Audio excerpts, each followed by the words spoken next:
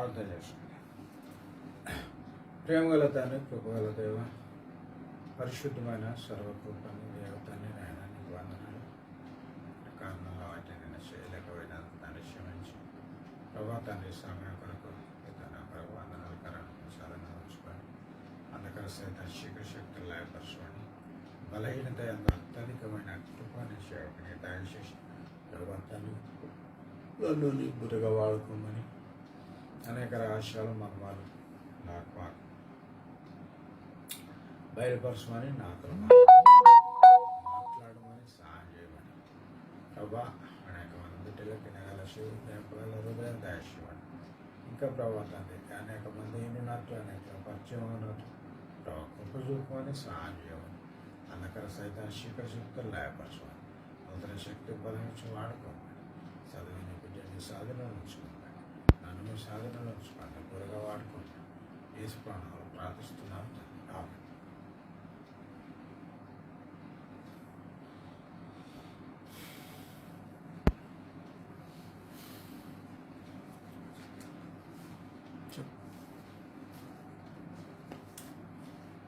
ప్రసంగి గ్రంథము 7వ అధ్యాయము మరి 14వ వచనం చదువుతున్నాం. సుఖదినమునందు సుఖముగా ఉండుము, ఆపద్దినమునందు యోచించుము. తాము చనిపోయిన తర్వాత జరుగుదానిని నరులు తెలుసుకునకుండానట్లు దేవుడు సుఖ దుఃఖములను జతపరిచి ఉన్నాడు. కనుక మరి దేవుని బిడ్డల దాదాపుగా 3 వారముల నుంచో మరి 2 వారముల నుంచో ఇదే వచనం మీద మనం ధ్యానం చేస్తున్నాం, మాట్లాడుకుంటున్నాం. కనుక మరి ఈరోజు మనం కొంచెం ముందుకెళ్ళక తప్పది. కనుక మరి దేవుడు సుఖ అర్థమైందో దేవుని దయవలన చాలా విషయాలు మనం కొన్ని విషయాలు చల్లని కాదు కానీ కొన్ని విషయాలు దేవుని నడిపించుకున్నంత వరకు తెలుసుకున్నాం. కనుక ఇక్కడ సుఖదినమునందు సుఖముగా ఉండుము, ఆపద్దినమందు యోచించుము. మనం చనిపోయిన తర్వాత జరుగుదాన్ని తెలుసుకొని పొందినట్టు దేవుడు సుఖ దుఃఖములను జతపరిచాడు. ఇక్కడ ఇంకొక విషయం, చనిపోయిన తర్వాత మనుషులకు జరిగేది ఒకటి ఉన్నది అని, లేక జరుగుదానిని జరిగేది ఒకటి ఉందని దేవుని వాక్యము లేక దేవుడు సెలవిస్తాడు. సరే, దేవుడు అన్నమాట కొందరు నమ్ముతారు, కొందరు నమ్మరు. అది వేరే విషయం. మరి కానీ క్రైస్తవులుగా దేవుని బిడ్డలుగా మరి మనమైతే మరి నరుల నమ్ముట కంటే యెహోవాను నమ్ముకున్నవాడు ధన్యుడని దేవుని వాక్యము. కనుక మనం నమ్మినా నమ్మకపోయినా చచ్చిపోయిన తర్వాత జరుగునది ఒకటి ఉన్నది ప్రతి మనిషికని లేక లేఖనము దేవుని వాక్యం చెప్తాను. ఇంకొక విషయం అక్కడే ఉందంటే, చనిపోయిన తర్వాత జరుగుదాన్ని తెలుసుకొనుకున్నట్టు దేవుడు అక్కడ సుఖ దుఃఖం గతపరిచింది ఎందుకంటారంటే దాన్ని ఇంకో కారణం ఉన్నది. ఏం కారణం అంటే తెలుసుకోకుంటున్నట్టు. అయితే ఇక్కడ మనం అర్థం చేసుకోవాలి,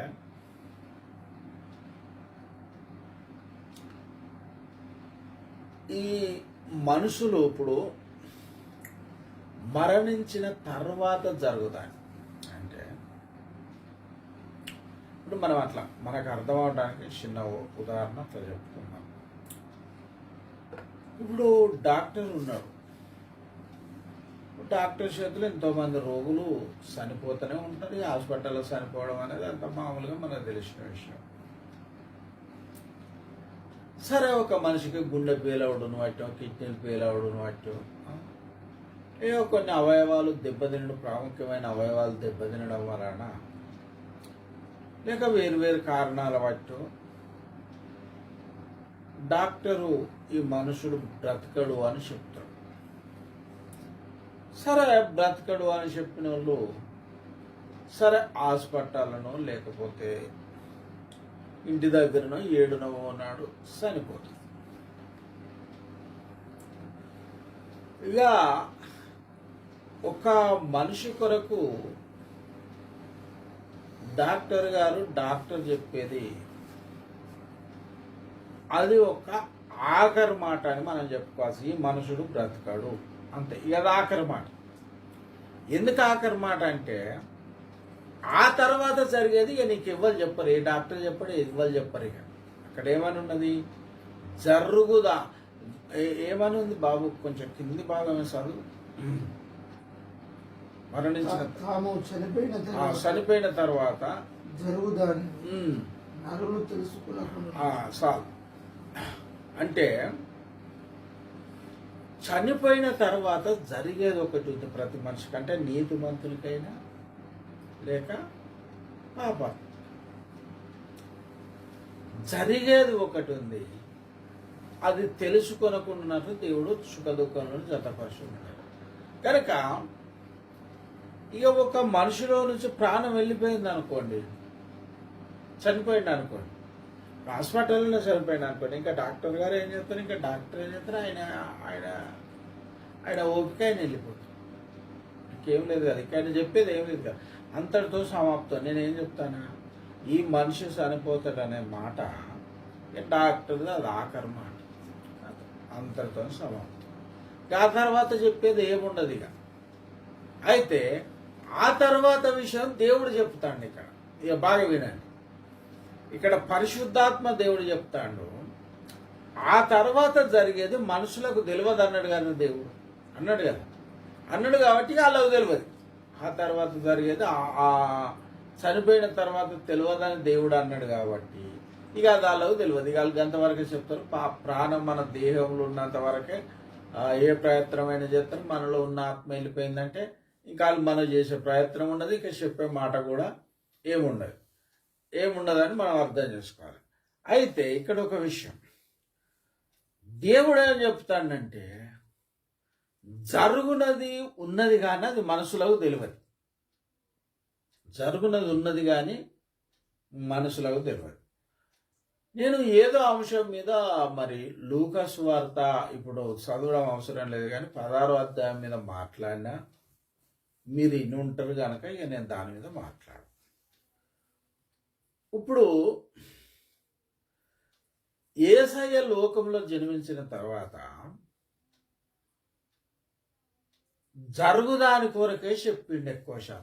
ఎక్కువ శాతం అంటే ఒక విధంగా చెప్పాలంటే జరుగుదాన్ని చెప్పడానికే యేసయ్య మనకు మా శరీరధారిగా మన కొరకు ప్రాణం పెట్టి మనలా రక్షించడానికి వచ్చిందే జరుగుదాని కొరకు చెప్పడానికి అనుకోరు, ఒక మాటలో చెప్పాలంటే కనుక. అందుకే అది మనుషులకు తెలియదు అని ఇక్కడ బైబుల్ చెప్పింది. అక్కడ లూకా సువార్త 16వ అధ్యాయంలో యేసయ్య ఏం చెప్పింది చదువుడు అవసరం లేదు కానీ, ధనవంతుడు ఒకడు ఉండెను, వాడు యూద రంగు బట్టలు అంటే మంచి వస్త్రం, మంచి వస్త్రం, రాజవస్త్రం, మంచి వస్త్రాలు ధరించుకొని బహుగా సుఖపడి ఒకరోజు పాతి పెట్టబడ్డాడు.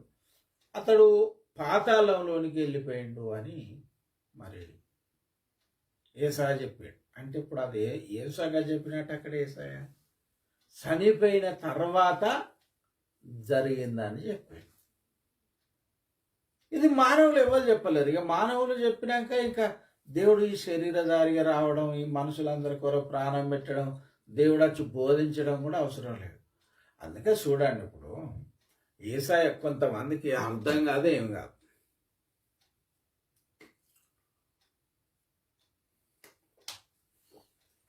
ఓ పాస్టర్ చెప్తాడు, దేవుడిని నమ్ముకుంటే మన పిల్లలు పుడతారు, పిల్లల్ని ఇస్తాడు. మిగతాలకు తెలియదు కనుక వాళ్ళు దేవుని నమ్ముతలేరు కనుక వాళ్ళ పిల్లలు పుడతలేరు అన్న కాడికి చెప్తాను. ఇక చూడండి వాళ్ళు చెప్పుట ఎంత అజ్ఞానం ఉన్నదో అంటే, మరి చైనా వాళ్ళు, రష్యా వాళ్ళు, రుమేనియా వాళ్ళు ఏంటి వాళ్ళ పుడతలేరు. ఏసై ఒకటి బాగా ఆలోచించాలి. ఏసయ్య ఎక్కడ కూడా నన్ను నమ్ముకోండి, మీకు ఇంద్రనిస్తా, మీకు భూములనిస్తా, మీకు జాగలనిస్తా, లేకపోతే మీకు భార్యలనిస్తా, భర్తలనిస్తా, పిల్లలు, ఇటువంటి బోధ ఆయన చేయలేదు. ఎందుకంటే ఆయన శరీరధారిగా కాకముందే దేవుడు లోకం ఎంతో ప్రేమించనని ఉన్నది కదా. ఇప్పుడు 3:16 యోహాను, అదంతా దేవుడు ఇయ్యడమే. భార్యలైనా పిల్లలైనా అవి అన్నీ అయినాయి. అంతకుముందు నుంచి అది జరుగుతుంది కనుక ఇంకా ఆయన ఇప్పుడు చెప్పుడు ఎందుకు? ఇక ఇల్లు కట్టుకోవడం, పెళ్లి చేసుకోవడం, పిల్లల కనడం అనేది ఏసాయతోనే స్టార్ట్ కాలేదు కదా. అంత పూర్వమే 4000 సంవత్సరాల నాటి ఉంటే లోకం ఉండే గనక ఆ మాట చెప్పాలి. ఇంకా ఆయన ఏం చెప్పింది తెలుసా? నా కొరకు ఒక్క జిల్లాలనైనను, అన్నదమ్ములనైనను, భూములనైనను, జాగలనైనను ఇడిచిపెట్టుకుని వాడు ఈహమందు పరమందు 100 రెట్లు పొందునని చెప్పాడు. కానీ కొన్ని సందర్భాలను బట్టి మనకు ఉన్నదే ఇడిచిపెట్టుకోవాల్సి వస్తుందని కొన్ని సందర్భాలలో చెప్పాడు. కనుక ఆ బోధ ఆయన చేయలే. ఎందుకంటే ఆ దేవుడు లోకమును ఎంతో ప్రేమించెను అన్న మాట మనం సండే స్కూల్ పిల్లల కాడ నుంచి పరిచయం చేస్తాం. కానీ వాస్తవానికి దాని వివరణ మనకి ఇవ్వరకు కూడా తెలియదు. నేను కొన్ని పెళ్ళిళ్ళలో అదే చెప్పిన, దాని అర్థం చెప్పిన. కనుక దేవుడు లోకమును ఎంతో ప్రేమించనంటే దేవుడు మనవునికి అవసరమైన ఆదాం కాలం నుంచే ఇవ్వడం మొదలుపెట్టిండి, ఇచ్చుతూ వచ్చిండు. ఇంకా ఏసాయ వచ్చి ఇంకా ఆపోజం ఎందుకు చెప్తాడు? నన్ను నమ్ముకొని మీ పిల్లలు పుడతారు, మీ పెళ్ళిళ్ళు అయితే చెప్తాడు. అప్పుడు ఏసాను ఆయన శరీరధారిగా పుట్టినప్పుడు అందరికి పెళ్ళిళ్ళు కాలేదా, పిల్లలు పుట్టలేదా, అన్ని జరగలేదా? గనక ఆయన ఇక్కడ ఏం చెప్పాడు అంటే ప్రాముఖ్యంగా ఈ చనిపోయిన తర్వాత జరుగునది ఈ మనుషులకు తెలియదు కాబట్టి యేసయ్య చెప్పిన మాటలు సువార్తలలో అంటే మత్తయిలో కానీ మార్కులు కానీ అక్కడ ఏమని ఉన్నది? చనిపోయిన తర్వాత అక్కడ నరకంలో ఏడుపును పండ్లు కొరుకుటయు ఉంటుందని చెప్పింది యేసయ్య. కనుక మనకు ఇంకొక విషయం ఇక్కడ మీకు లూకా సువార్త చదివినప్పుడే చెప్పిన కనుక అవయవాలు దాదాపుగా అన్నీ ఉంటాయి మనుషులకు.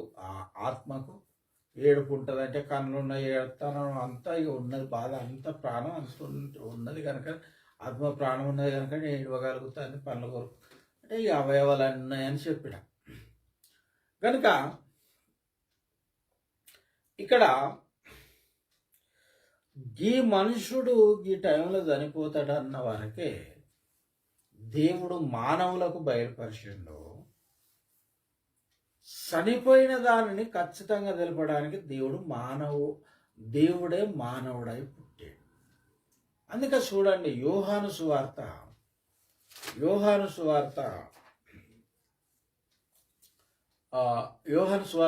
అధ్యాయం 14వ వచనంలో మనం ఒక మాట ఉంది, చదువుకుందాం. ఆ వాక్యము శరీరధారి అంటే పైన ఆది అందు వాక్యం ఉండను, వాక్యం దేవుడై ఉండను, వాక్యం దేవుని యొద్ద ఉండని ఉన్నది కదా. ఆ దేవుడు అని అర్థం, కుమారుడైన దేవుడు అని అర్థం.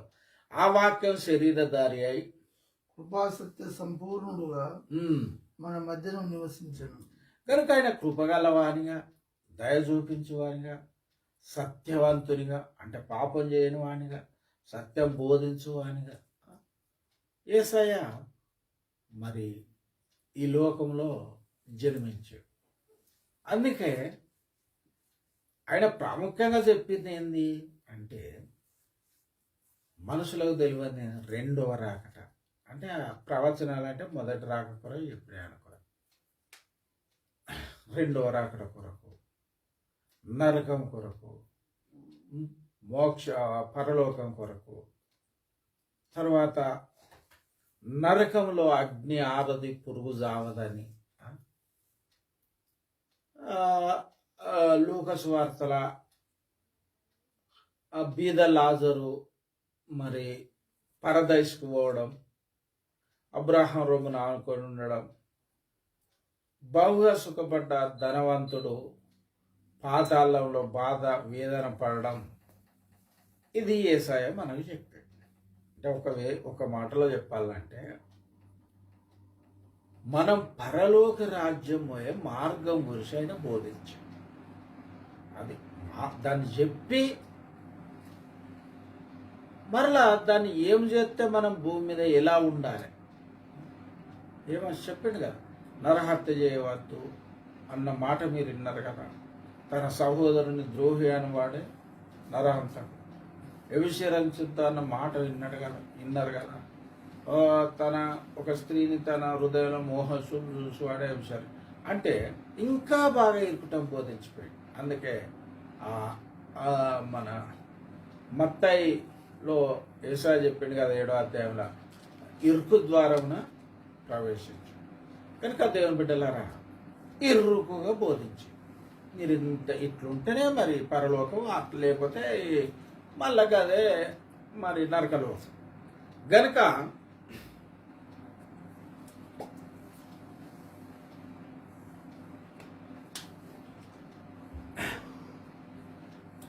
ఈ చనిపోయిన తర్వాత జరుగునది మనుషులకు దేవుడు తెలియకుండా చేసిండని దేవుని వాక్యం చెప్తాను. అయితే దేవుడే శరీరధారి అయితే తెలియజేసి బాగా అర్థం చేసుకోండి. అందుకే దేవుడే శరీరధారిగా వచ్చి దేవదూతలు వచ్చిన లాజరును తీసుకుపోయాను, ధనవంతులు పాతి పెట్టబడను, పాతాళంలో యాతన పడను. మీరు కూడా దైవజనుల ద్వారా చాలా సార్లు ఈ లూకా సువార్త 16లో వినున్నారు. కనుక దేవుని బిడ్డలారా, చనిపోయిన తర్వాత జరుగుదాన్ని యేసయ్య చెప్పడానికి వచ్చి దానికి ఇదే చెప్పాడు కదా, నేనే మార్గం అన్న. ఆ మార్గం మీరు చేరుకోవాలంటే నేను, ఎందుకంటే నేను అనేకుల కొరకు చిందించబోయే పాపక్షమాపణ రక్తం. కనుక మనుషులు ఏదైతే తెలుసుకోలేకపోయినరో, లేకపోతే పాత నిబంధనల కాలంలో దేవుడు మానవులను ఏదైతే తెలుసుకోకుండా చేసిండో ఆ మార్గంను తెలియజేయటానికే దేవుడు మళ్ళా శరీరధారిగా ఈ లోకంలో జన్మించాడు. అయినా ఈనాటికి కూడా కొంతమంది నాస్తికులు ఉన్నారు, కొన్ని దేశాలే ఉన్నాయి, కొంతమంది ఉన్నారు. సరే, వాళ్ళ సంగతి అనుకోని. కనుక మనం దీనికి నిరూపణగా ఎన్నో పోయిన వారంలో ప్రవచనాలు చూసుకున్నాం. కనుక దేవుని బిడ్డలుగా మనుషులోని ప్రాణం వెళ్ళిపోయేంత వరకు డాక్టర్ గారికి దేవుడు బయలుపరిచాడు. ప్రాణం వెళ్ళిపోయిన సంగతులు యేసయ్య బయలుపరిచాడు. ఎందుకంటే అది మానవులో తెలియదు కదా, మనుషులు ఎవరు చెప్పలేరు కదా, ఆయన బయలుపరిచిపోయాడు. పాతాళంలో ఉన్న ధనవంతుల కొరకు, పరదేశులు ఉన్న లాజరు గురించి, నరకం గురించి యేసయ్య బయలుపరిచాడు. ఆయన ప్రాణం పెట్టింది అందుకే, ఆయన వచ్చిందందుకే అనేకుల పాప క్షమాపణ కొరకు నేను చిందించబో రక్తం పాప క్షమాపణ ఆయన ముందే చెప్పింది. కనుక దేవుని బిడ్డలా మనం లేఖనాలను చూసుకున్నాం. ఇప్పుడు ఓఫిరన్న మొన్న ఇది ప్రకటన గ్రంథం మీద మాట్లాడుతున్నాం, ఏమో దాని మీద కావాల్సింది అది చెప్పిండు. కొంతమంది ఈ బైబుల్ ప్రింట్ చేసేటప్పుడు పుస్తకాలు ఎన్ని దేవుని ద్వారా మంచిగా రాయించబడ్డ గ్రంథాలని అన్నప్పుడు కొంతమంది దానియేలు గ్రంథం తీసేయాలన్నారట, కొంతమంది ఆది కాండం తీసేయాలన్నారో ఏమన్నట, కొంతమంది పరమగీతం బైబుల్ నుంచి తీసేయాలన్నారట. ఇక ఒక విధంగా చెప్పాలంటే అదంతా సాతానుడు చేసిన దాడే అని మనం చెప్పుకోవచ్చు. ఎందుకంటే ఒక మాట యేసయ్య ఒక మాట చెప్పాడు చూడండి. యోహాను సువార్త బాబు చదువు 17వ అధ్యాయం. నీ వాక్యమే సత్యం అని అక్కడ ప్రార్థన.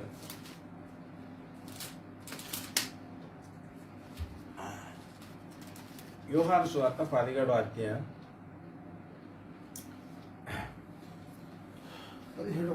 17వ వచనం చూడండి. యోహాను సువార్త చూడండి దేవుని బిడ్డలారా. మనకు దేవుడు లేఖనాలను గ్రహించితే మనము ఈ వాక్యాన్ని, ఈ వచనాన్ని, యేసయ్య ఈ మాటను మనం అర్థం చేసుకున్నాం అనుకో, ఇక బైబిల్లో ఏ ఏ ఏ గ్రంథం కాదు, ఏ వచనం కూడా తీసేయవలసిన అవసరం లేదని మనం అర్థం చేసుకుంటాం. ఇది మనకు అర్థం అయితే. ఇదంతా అర్థం కాకనే ఈ సైతాన్ ఏం చేసిందంటే ఇదంతా ఈ గ్రంథం తీసేయాలి, ఆ గ్రంథం తీసేయాలని అంత దాడులు చేసింది.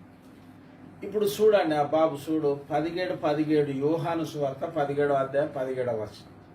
సత్యమందు వారిని ప్రతిష్ఠ చేయము, నీ వాక్యమే సార్, నీ వాక్యమే, అంతే కదా, మే లేదా, నీ వాక్యమే. చూడండి, యేసయ్య మార్గం కొరకు, పరలోక మార్గం కొరకు చదువుడు అవసరం లేదు, చాలా మంది తెలిసిన విషయమే. ఇదే యోహాను 14:6 నేనే మార్గమును సత్యమును జీవమును అన్నాడు. అంటే నేనే అంటే ఇంకెవరు కాదని అర్థం. ఇక్కడ ఇక బాగా వినండి, నీ వాక్యమే అంటే, ఇక బాగా వినండి, అంటే వాక్యం కాక వాక్యం అంత సత్యమైనది ఇక ఏది కూడా, గ్రంథాలు అనబడిన వాటిలో ఏది కూడా కాదని అర్థం. నీ వాక్యమే. ఇక బాగా వినండి, ఇక్కడ చెప్తే అసలు వాక్యం అంటే ఏది, అప్పుడు బాగా వినండి, అప్పుడు నీ వాక్యమే సత్యము తండ్రి అని యేసయ్య తండ్రికి ప్రార్థించినప్పుడు క్రొత్త నిబంధనలోని ఏ గ్రంథం కూడా లేదు. తర్వాత యేసయ్య మరణించిన తర్వాత, పరిశుద్ధాత్మ దిగొచ్చిన తర్వాత వాళ్ళు రాసిన సంగతులు ఇవి. అప్పుడు ఉన్నది ఏదంటే గదే 39 పుస్తకాలు పాత నిబంధన. అదంతటిని కలిపి ఏమన్నాడు యేసయ్య? ఏమన్నాడు? నీ వాక్యమే సత్యం అన్నాడు. ఈ ముక్క మనకు అర్థమైతే ఈ మళ్ళా వాక్యాలు బైబిల్లో గిద్ది చేయాలి, గిది కలపాలి, కలుపుడు సంగతి, కలుపుడు ఎవరు అన్నారు అనుకోండి, గిద్ది చేయాలి, గి గ్రంథం లేకపోతే బాగుండు, లేకపోతే గిది లేకపోతే బాగుండునని, అవన్నీ సత్యం. ఇప్పుడు కొంతమంది అట లోతు పిల్లలు అలాగే ఎందుకు చేసి బైబిల్లో ఉన్నది కదా అంటే, చూడు బాబు, నీకు అర్థం అయితే లేదు అక్కడ.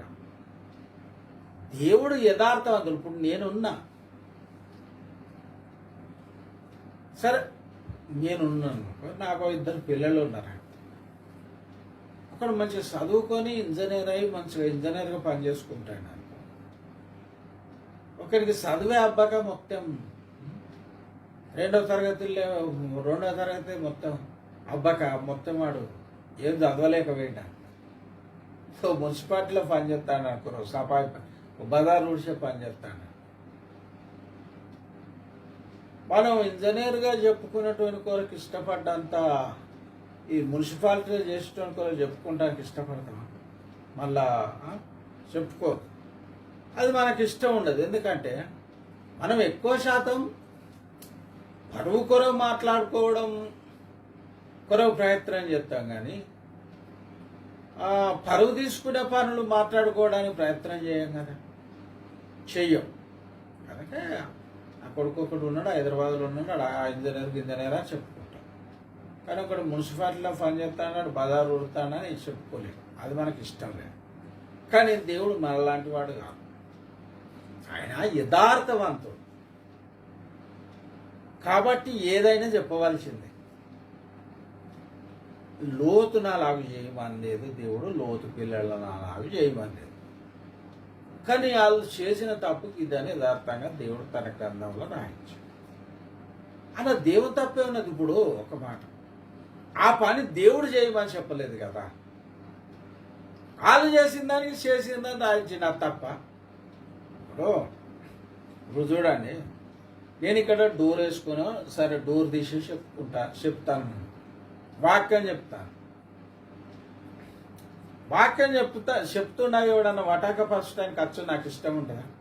ఉండదు. తాగినోడు రావడం నాకు అంతకంటే ఇష్టం ఉండదు. కానీ ఇప్పుడు డోర్ తీసి ఉన్నది అనుకోండి, బిడలు తీసి ఉన్నది అనుకోండి, ఒకటి తాగి వచ్చిండు అనుకో, అయ్యో నిన్న వాక్యం చెప్పేటప్పుడు ఒకటి తాగి వచ్చిండు, ఆ మధ్యలో వాక్యానికి అభ్యంతరమైందని చెప్పినాను. అది నా తప్ప? చెప్పండి, నా తప్ప? అటు రావాలని నాకు ఏమన్నా ఇష్టమా? అటు అచ్చుడు నాకు ఇష్టమా?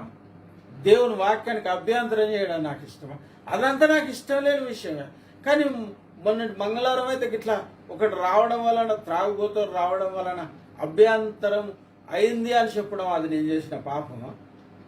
కాదే. మరి కానప్పుడు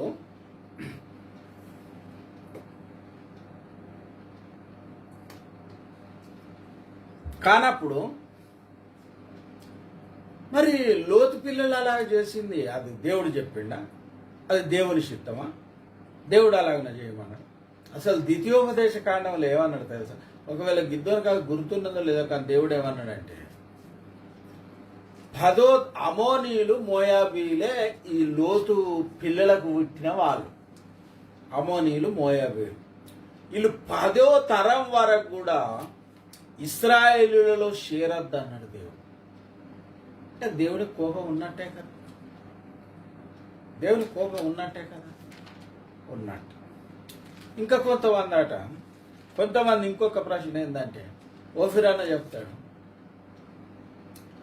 కొందరు ఎక్కడికి పోయినా ఓఫిరాన్నను అడిగేది మొట్టమొదటి ప్రశ్న అట,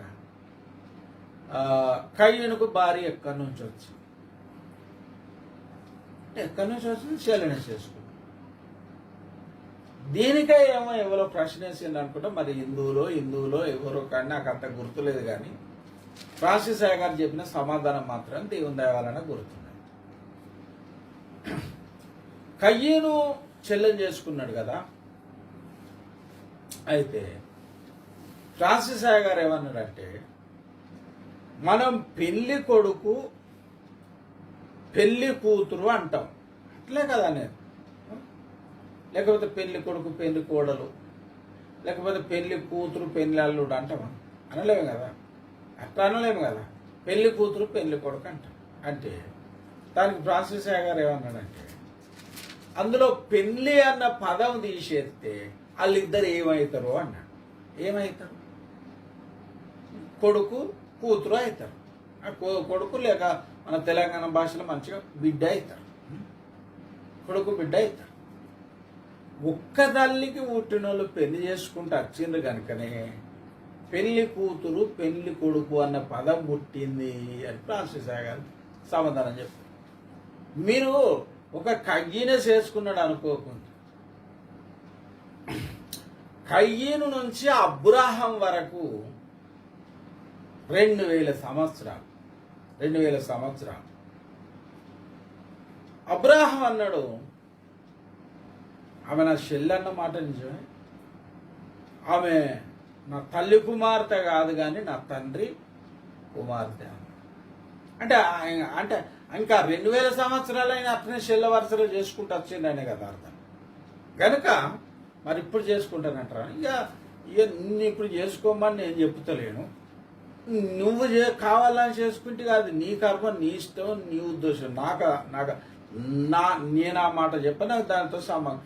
ఓఫిర్ అన్నట్టు ఇప్పుడు లోకంలో ఎంతో మంది ఉన్నారు. నువ్వు చెల్ల వరుసలో చేసుకోవాలన్నది ఏముంది?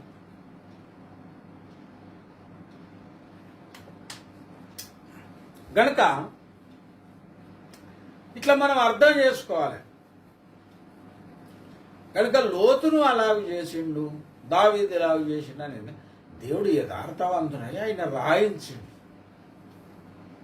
అంతేకాని అందులో దేవుడు చేయమన్నది ఉంటే, పరవస్తు సూర్యనారాయణ మాట చెప్పాడు దేవుని కొరకు, ఆయన అబద్ధం ఆడడు, ఆడించడు. దేవుడు అనేటువంటి వాడు అబద్ధం ఆడడు, ఆడించడు. దేవుడు పాపం చెయ్యడు, శేపించడు అని చెప్పాడు. ఆ గట్ట దేవుని పరిశుద్ధతను మనం అర్థం చేసుకోవాలి. కానీ ఎవరో చేసిండ్రు ఆ గ్రంథంలో ఉన్నది అంటే అది దేవుడు చేయమన్నాడా? పోనీ దేవుడు చేసిండా? నువ్వు ఎట్లా దేవుని గ్రంథం తప్పనుకుంటానో, దేవుని తప్పనుకుంటానా? అసలు నీది ఏం బుర్రకాయ? కనుక మనం లేఖనాలను సరిగా అర్థం చేసుకోవాలి. ఇప్పుడు చూడండి, యేసయ్య అంటే నీ వాక్యమే సత్యము తండ్రి అన్నాడంటే అక్కడ 39 పుస్తకాలను సత్యం అన్నట్టే కదా. ఆ బుక్ అర్థం కాక వాళ్ళు ఏం చేసిండ్రంటే ఆది కాండమే తీసేయాలని కొందరట. అది నాకు ఓఫిరాన చెప్తే తెలిసింది. నేనేం బైబుల్ కాలేజ్ చేయాలి, నాకేం తెలియదు.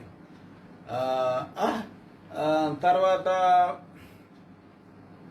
ఆది కాండంలోని పంచగ్రంథాలు అంటే 5 గ్రంథాలు తీసేయాలని కొందరు వాదనట. దానియేలు గ్రంథం తీసేయాలని కొందరు వాదన. ధర్మగీతం అలా రాయబడి ఉండకపోతే ఇట్లా కొంతమంది ఈ విధంగా చేసిండ్రట. ఏది ఏమై చేసినా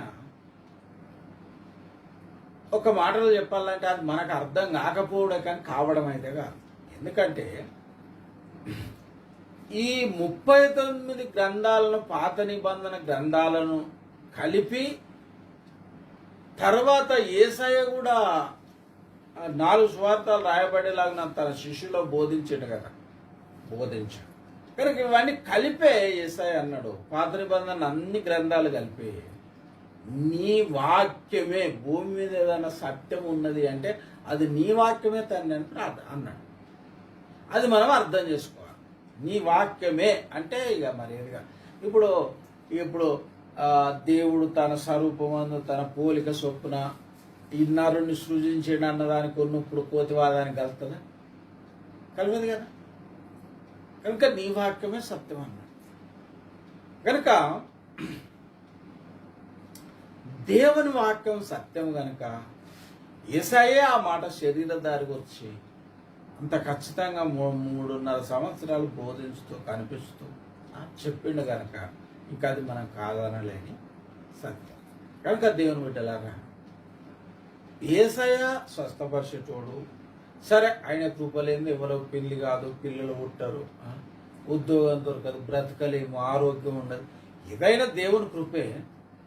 కానీ ఆ కృప శరీరధారిగా ఆయన పుట్టినప్పుడు కూడా పబ్లిక్ లోకానికి చూపెట్టిండు, ఇప్పుడు కూడా చూపెడతాడు. కానీ ఆయన వచ్చి మరణించితే తప్ప మనకి పరలోక మార్గం తెలియదు ఎక్కువ. తర్వాత ఆయన ప్రాణం పెడితే తప్ప మనకు పాప విమోచన కలగదు. అందుకే యేసయ్య చనిపోయిన తర్వాత జరుగుదాన్ని చెప్పడానికి వచ్చిండని మనం అర్థం చేసుకోవాలి. అది అందుకే నేను అది అలాగనే చెప్పిన.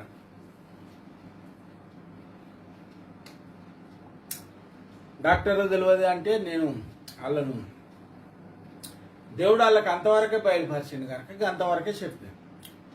ఆ తర్వాత జరుగుదాన్ని దేవుడు బోధించడానికి వచ్చాను కనుక దేవుని బిడ్డలారా, మనము ఈనాడు కొన్ని సంఘాలలో ఏం బోధించుతానంటే దేవుడు స్వస్థపరుస్తాడు. సరే, దేవుడు స్వస్థపరచడానికి నేనైతే చెప్తే నేను స్వస్థపరిచేహో నేనే అని నిర్గమకాండంలో 15వ అధ్యాయం 26వ వచనంలో చెప్పిండు. నాకు తెలియదు కదా. నాకు కూడా దేవుడు స్వస్థత వరకు వచ్చి నేను ఎందరికొరకు ప్రార్థన చేస్తాను, ఎందరికో స్వస్థత జరుగుతాను. కానీ కేవలం ఒక స్వస్థత కొరకే నువ్వు చెప్తే రేపు స్వస్థత కలగకపోతే వాళ్ళు దేవునికి దూరం అవుతారు. మనం బాధలు రావని చెప్తే బాధలకి దూరం అవుతారు. కనుక అన్ని లేఖనాలను మనం అర్థం చేసుకోవాలి. యేసయ్య చెప్పాడు, పాత నిబంధన గ్రంథాలన్నీ కలిపి నీ వాక్యమే సత్యం. కనుక దేవుని వాక్యంలో సత్యం ఉన్నది, వాస్తవం ఉంది. ఎందుకంటే సత్యవంతుడైన దేవుడు దాన్ని రాయించిండు కనుక అందులో సత్యం ఉన్నది అని మనం అర్థం చేసుకోవాలి. అలాగనే మనం అర్థం చేసుకోవాలి. కనుక దేవుని బిడ్డలుగా చనిపోయిన తర్వాత జరుగుదాన్ని బోధించడానికి వచ్చి యేసయ్య నరకం కొరకు, నరకం నుండి చీకటి కొరకు, ఎల్లుపటి చీకటి అన్నాడు. అక్కడ అప్పటికి వాళ్ళ దాసుని కొరకు ఆడ తలంత దాచిపెట్టిన ఎల్లుపటి చీకట్లో ఇవ్వమంటాడు. అక్కడ అంటే ఘోరమైన కటిక చీకటి ఉంటుంది అన్నమాట నరకం, ఘోరమైన కటిక చీకటి. ఇంకొక విషయం, నరకములోని అగ్ని వేరు, ఈ భూమి మీద అగ్ని వేరు.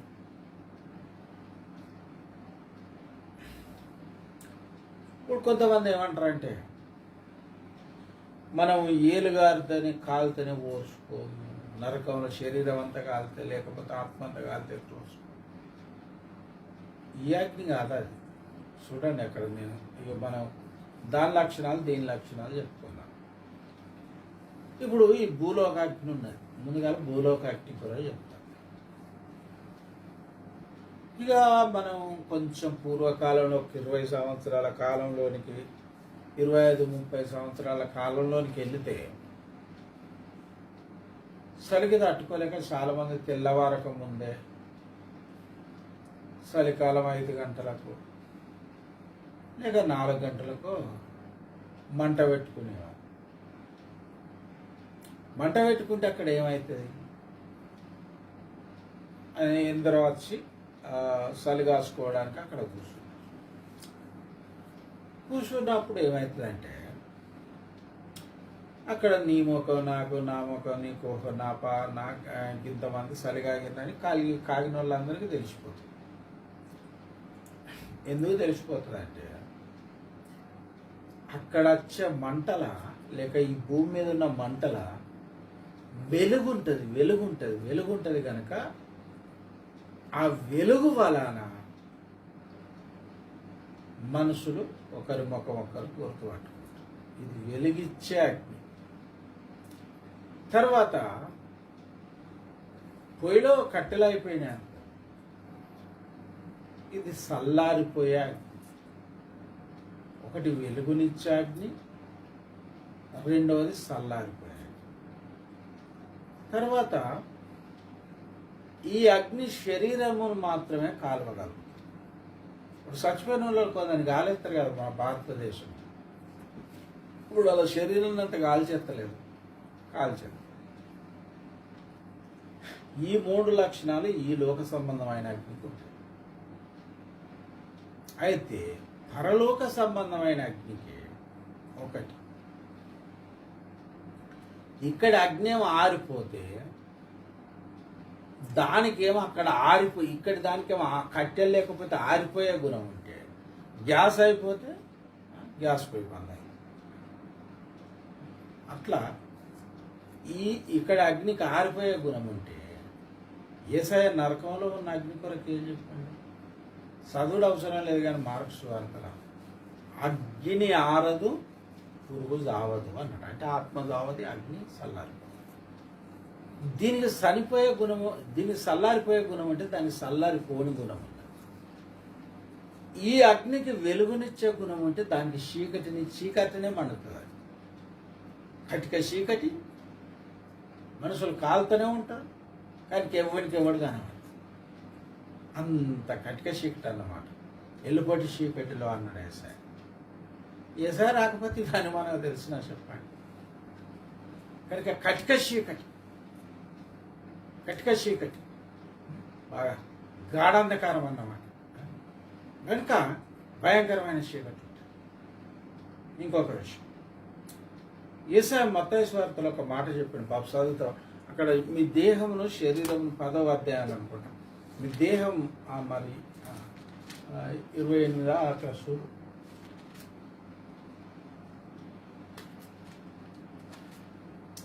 మీ దేహమును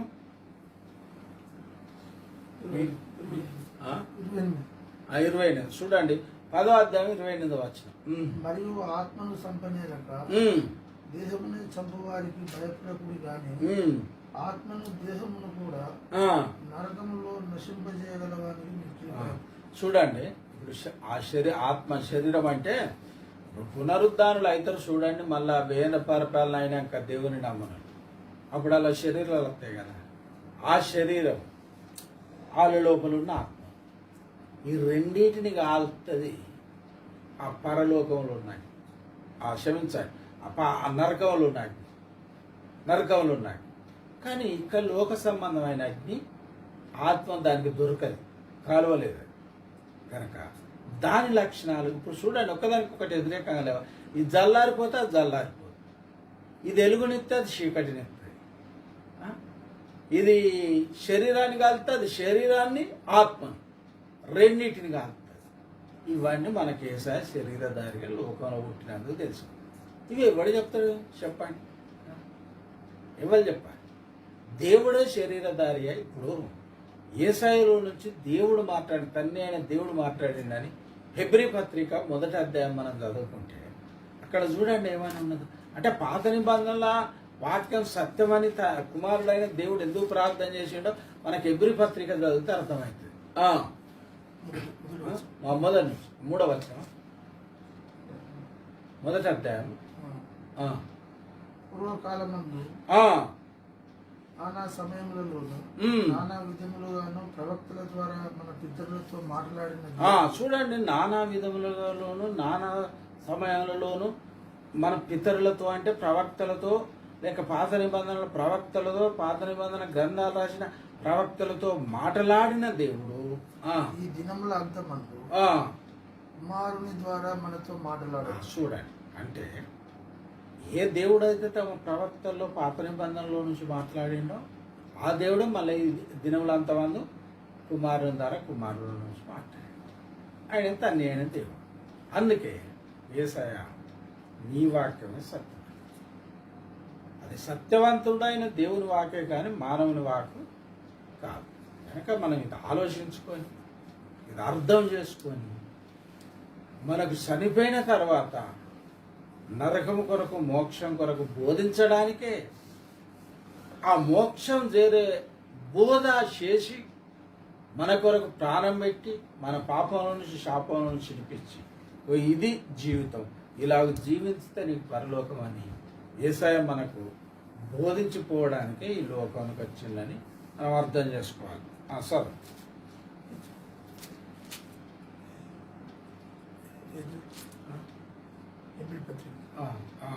మన అదే ప్రసంగి గ్రంథం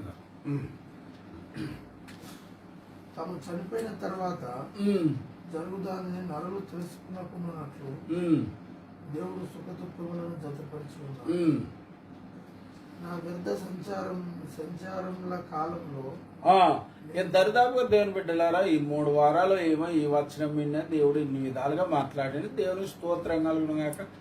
ఏదైనా దేవుని వాక్యమే కనుక ఏ గ్రంథంలో నుంచి చెప్పినా దేవుని మాటలే కనుక మనకి ఈ గ్రంథం ఈ ఫలానా గ్రంథం అనేది ఏం లేదు కదా. నా వ్యర్థ సంచారములలో కాలంలో నేను వీటన్నిటిని చూసి తిని నీతి అనుసరించి నశించిన నీతిమంతులు కలరు. దేవుని బిడ్డలారా,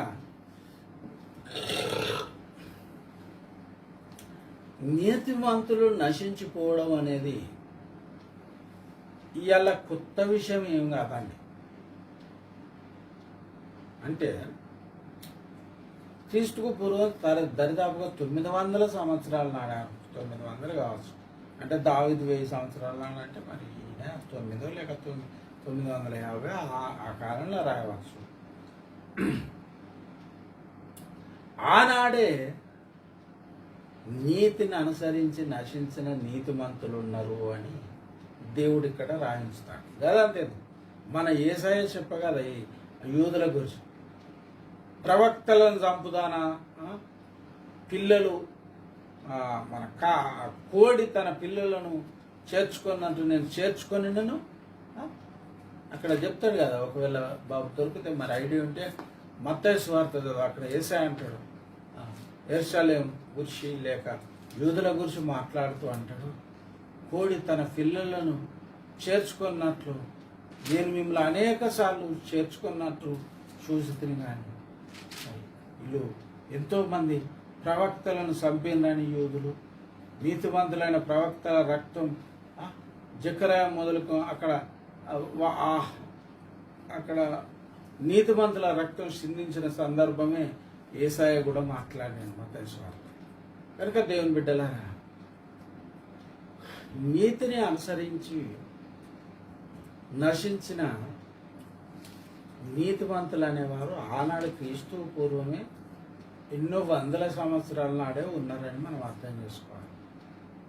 అక్కడ అంటాడు కావచ్చు, ఇట్లా సేబేలు రక్తం మొదలుకొని జకరియా రక్తం వరకు అని అక్కడ ఏదో ఉంటుంది, నాకు గుర్తులేదు. కనుక నీతిమంతుల రక్తము ఒక విధంగా చెప్పాలంటే చిందించబడు ఏబేలుతోనే స్టార్ట్ అయింది. ఏబేల్ని కయ్యేను ఇది చేసాడు కనుక హత్య చేసాడు చంపాడు కనుక ఆనాటి నుంచి నీతివంతులు చంపబడుతూనే ఉన్నారు. అదేం కొత్త విషయం కాదు. నీతిని అనుసరించి నశించిన నీతివంతులు కలరని సొలొమోను రాజు అన్నట్టు. మరి నీతిని అనుసరించే ఎంతోమంది ఆనాడు నుంచి ఈనాటి వరకు మరి చచ్చిపోవడం జరుగుతుంది. ఓఫిరాను మాట చెప్పాడు, యేసయ్య పొందిన కల్వరి శిలువలో పొందిన శ్రమలలో నుంచి పుట్టిందే క్రైస్తవ సంఘం. అంటే సంఘానికి ఈ శ్రమ అనేది ఏమి కొత్తది కాదు. కొత్తది కాదు, శ్రమ అనేది కొత్తది కాదు. కనుక దేవుని పిల్లరా, నీతిని అనుసరిస్తే మనం బ్రతుకుతామని, నీతిని అనుసరిస్తే మనకి ఏ హాని జరగదని అని మనం అనుకోవద్దు. ఎందుకంటే నీతివంతులైన సేవకులు, విశ్వాసులు అందరూ చంపబడ్డట్టు మీరు అర్థసాక్షుల పుస్తకం చదివినా చదవలేదు. ఎంతోమంది అర్థసాక్షులు కావడం ఇట్లా మనం బైబిల్లో చూసుకున్నా కానీ ఎందరి జీవితంలో అలాగే జరిగినట్టు దొరికింది. మత్తయి సువార్త 23:37 చూడండి. 35 అట, క్షమించండి, 35 23. మత్తయి సువార్త 23:35 35 నుంచి చూడండి. 34 నుంచి అయితే చూద్దాం పట్ట. అందుచేత ఇదిగో నేను మీ యొద్దకు ప్రవక్తలను, జ్ఞానులను, శాస్త్రులను పంపుచున్నాను. మీరు వారిలో కొందరిని చంపి సిలువ వేయుదురు, కొందరిని మీ సమాజ మందిరంలో కొరడలతో కొట్టి పట్టణం నుండి పట్టణంకు తరుముదురు. నీతిమంతుడైన హేబేలు రక్తం మొదలుకొని. చూసారా దేవుని బిడ్డలారా, నీతిమంతుడైన యోబేలు అంటే అప్పుడే మొట్టమొదట నీతిమంతుల్లో కన్నా రక్తం యోబేలు రక్తం చిందించినది మొదలుకొని నీతిమంతుడైన హేబేలు రక్తం మొదలుకొని నీతిమంతుడైన హేబేలు రక్తం మొదలుకొని బలిపీఠమునకు దేవాలయమునకు మధ్య మీరు చంపిన బరకీయ కుమారుడకు జకరయ్య రక్తం వరకు భూమి మీద చిందింపబడిన నీతిమంతుల రక్తమంతయు మీ మీదికి వచ్చును. దేవుని బిడ్డలారా చూడండి, అంటే యూదులే వాళ్ళు తప్పించుకోలేదు. అందుకే కదా టైటస్ అని చక్రవర్తి ద్వారా యూదులు క్రీస్తు శకం 70 సంవత్సరం చెదరగొట్టబడి ఇప్పుడు ఓఫిరాన తన గ్రంథంలో రాసిన 100 పైగా దేశాలలో యూదులు ఉన్నారట. కనుక దేవుని బిడ్డలారా, ఆ రక్తం అంతా వచ్చింది. ఇంకా రానున్నా యెరూషలేమా ప్రవక్తలను చంపుచును మీ యుద్ధకు పంపబడిన వారిని రాళ్లతో కొట్టుచుండు ఉండుదానా కోడి తన పిల్లలను రెక్కల క్రింద ఎలాగూ చేర్చుకును, అలాగే నేను మీ పిల్లలను ఎన్నో మార్లు చేర్చుకునేవారని ఉంటేనే గాని మీరు వెళ్ళకపోతే ఇదిగో మీ ఇల్లు మీకు విడవబడి ఉన్నది. ఇది మొదలుకొని ప్రభు పేరట వచ్చేవాడు స్తుతింపబడును గాకని మీరు చెప్పు వరకు నన్ను చూడరని మీతో చెప్తున్నాను. చూసారా, మీ ఇల్లు మీకు ఇవ్వబడ్డది. అందుకే అప్పుడు రక్షణ పొందిన యూదులకు ఇప్పటికి కూడా రక్షణ లేదు. ఏదో మళ్ళా కొద్దిమంది శేషం మాత్రమే యేసయ్య రెండో రాకడల రక్షించబడతారని మీరు ఓఫిరాన యుగాంతంలో వేరే గ్రంథాలలో చదివి ఉండవచ్చు. కనుక ఏదో కొద్దిమంది, అందుకే యూదుల ఇల్లు యూదులకు విడవబడ్డది. అది అన్యులకు ద్వారాలు తెరవబడ్డాయి, అన్యులు రక్షించబడ్డారు. కనుక దేవుని బిడ్డలారా, నీతిమంతుడైన యోబేలు రక్తం ఆనాడు కయ్యను ధర చిందించబడ్డట్టే అది మొదలుకొని ఈనాటికే కాదు, యేసు ప్రభు రెండో రాకడ అత్యంత వరకు నీతిమంతుల రక్తం చిందించబడుతుంది. నీతిమంతులు అన్యాయంగా చచ్చిపోతారు. ఏబేలు కదా కయ్యని చేతులు అన్యాయంగా చంపబడ్డట్టే ఎంతోమంది నీతిమంతుల జీవితంలో అన్యాయంగా మరణం, ఆ నీతిమంతులు తమ జీవితంలో నీతిని చేసి నీతిని అనుసరించి నశించిపోయే కాలంలోనే ఒక విధంగా మనం ఉన్నాం. ఎందుకంటే ఇదే మత్తయి సువార్త చూడండి, అది 24వ అధ్యాయము 9వ వచనం. అప్పుడు జనులు మిమ్మల్ని శ్రమల పాలు చేసి అప్పుడు జనులు మిమ్మల్ని శ్రమల పాలు చేసి చంపెదరు అన్నాడు యేసయ్య. చాలు కనుక దేవుని బిడ్డలారా, క్రైస్తులు చచ్చిపోయేది ఉన్నది, ఇంకా భవిష్యత్తు చంపబడ్డోళ్ళు ఉన్నారు. నీతిని అనుసరించి నశించిన నీతిమంతులు గలరు అన్నాడు. ప్రసంగం ఆ నీతిని అనుసరించి నశించిన నీతిమంతులు కలరు, దుర్మార్గులై చిరాయువులైన దుష్టులను కలరు. చిరాయులైన దుష్టులను కలరు. కనుక దేవుని బిడ్డలారా, కొంతమంది ఎన్నో పాపాలు చేసినా ఏ హాని లోకంలో అలా జరగదు, ఏ కీడు రాదు, వాళ్ళకు రాదు, అలా పిల్లలకు రాదు, తరతరాలుగా కూడా ఆగి ఉంటారు.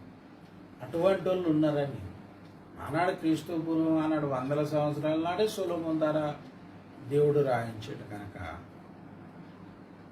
అయ్యో మనకు అదే బాధ కదా, నామకార్థుల క్రైస్తులకున్న సుఖం కూడా దశమ భాగం ఇచ్చే నాకు, ప్రార్థన చేసే నాకు, సేవ చేసే నాకు లేకపోయినా మనం బాధపడతాం.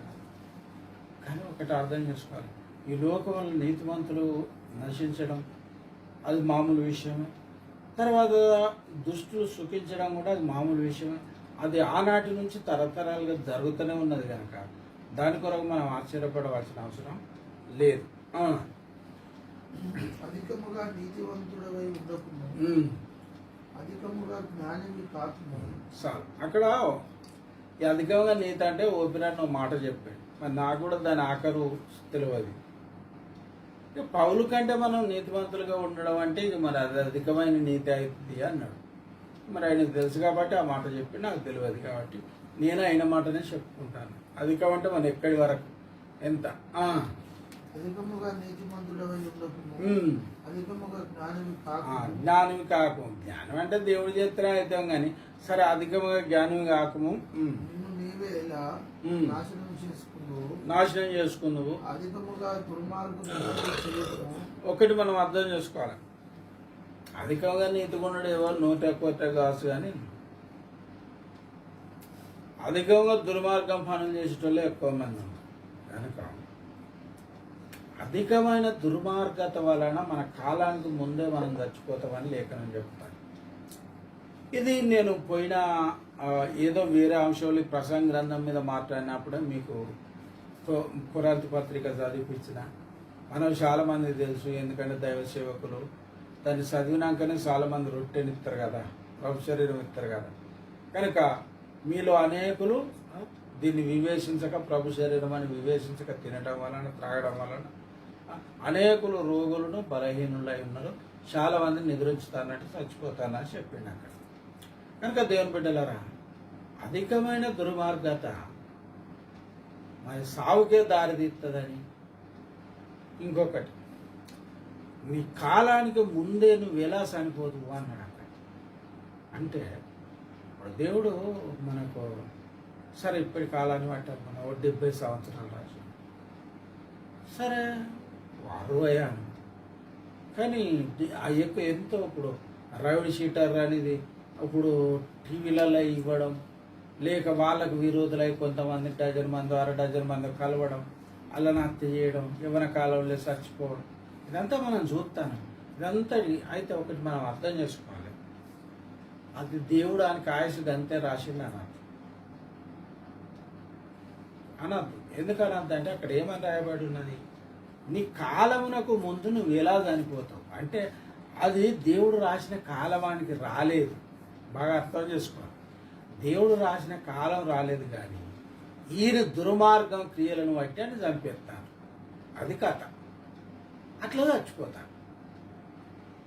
ఇప్పుడు చూడండి, నన్ను హత్య చేసింది అనుకో, వాళ్ళు మంచి విలువైన వాళ్ళు, పరపతి గాళ్ళు, ధైర్యవంతులైతే నన్ను వస్తాను. ఇక దానికి దేవుడు నాకు గంతే రాసిండంటే ఎట్లా కరెక్ట్ అయితే? ఆడిని చంపేసినందుకు నన్ను చంపేసాను. దేవుడు రాసుడు ఆడికి ఎట్లయితే చెప్పండి? కాదు. అట్లనే చాలామంది బాగా దుర్మార్గులై మన క్రైస్తవులు కూడా బాగా దుర్మార్గం పనులు చేస్తూ ఎంతోమంది జైళ్ళల్లో ఉంటారు, చంపబడతారు, చచ్చిపోతారు, ప్రభు శరీరం అని వివేచించక తింటాండ్రు, త్రాగుతాండ్రు, ఇలాంటి పనులన్నీ చేస్తారు. కనుక ఇదంతా మనకు క్షేమకరం కాదు. మళ్ళీ దేవుడు అంతే రాసిండు, అంతే బాట పెట్టిండు అని చెప్పాలి. అక్కడ ఏమని ఉన్నదంటే చదువు అధికముగా దుర్మార్గ పనులు చేయకుండా బుద్ధిహీనముగా తిరగవద్దు. కొందరికి రాత్రి పగలు నియమం నిబంధన ఏది ఉండదు తిరగడానికి. నీ కాలమునకు ముందుగా నీవేలా అది కాలమునకు ముందు అన్నమాట. అంటే అధికముగా దుర్మార్గం పనులు చేయడం వలన చాలా మంది తన కాలానికి ముందే చచ్చిపోతారు. చాలా మంది నామకర్త క్రైస్తవులైనా లోకములైనా ఇప్పుడు అది కీర్తనల గ్రంథం అనుకుంటా, కీర్తనల గ్రంథము మరి 55వ కీర్తన అనుకుంటా, మరి కింద మరి వచనం ఒకవేళ కింద అక్కడ ఏమని ఉంటుందంటే వంచకులను రక్తాపరాధులను 23వ వచనం చూడండి దేవుని బిడ్డలారా, మళ్ళీసారి చెప్తానా. కీర్తనల గ్రంథము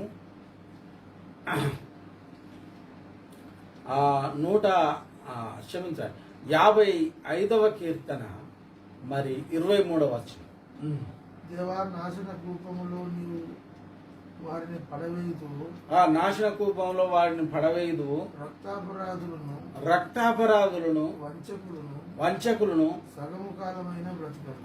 సగం కాలం అంటే ఇప్పుడు చూడండి, ఒక మనిషి తాము చేసిన దుర్మార్గతను బట్టి ఓ 50 సంవత్సరాలు, 30 సంవత్సరాలలో, ఓ 40 సంవత్సరాలలో చంపబడ్డాడు అనుకోరు ఉదాహరణ.